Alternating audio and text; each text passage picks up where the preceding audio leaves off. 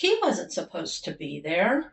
Before he was Sergeant Stubby, he was just a stray.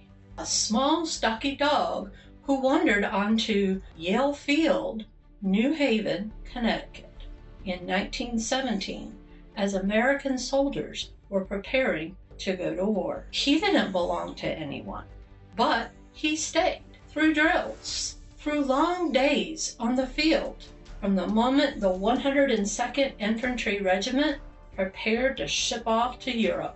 And somehow he went with them, smuggled aboard a troop transport ship, the USS Minnesota, hidden by men who had already claimed him as their own. We know he stayed close to one particular soldier, Robert Conroy, the man most often connected to his story.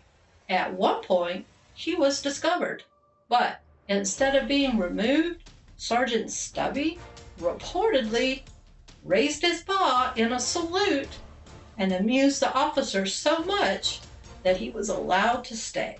What we don't know is how they managed everything else on that ship, because a journey across the Atlantic isn't quick, even in today's standards. Dogs make noise. Dogs need to eat. Dogs need to move. So while the details aren't recorded, you can imagine what it must have taken to have keeping him hidden that long. But somehow they did. They made it across the Atlantic to France. At first, he was just a mascot, something familiar, in a place that wasn't. And at first, Stubby was just there.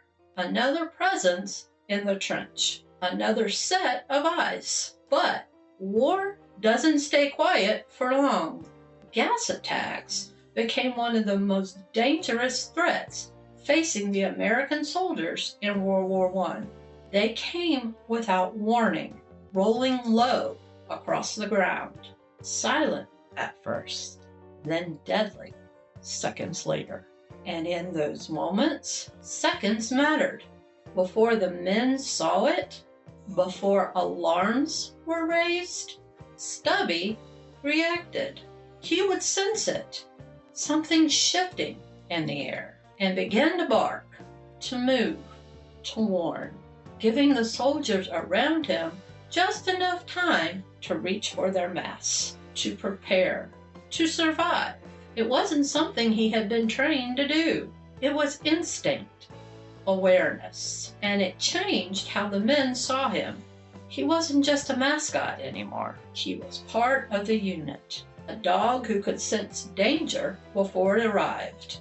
And in a war where survival often came down to seconds, that made all the difference.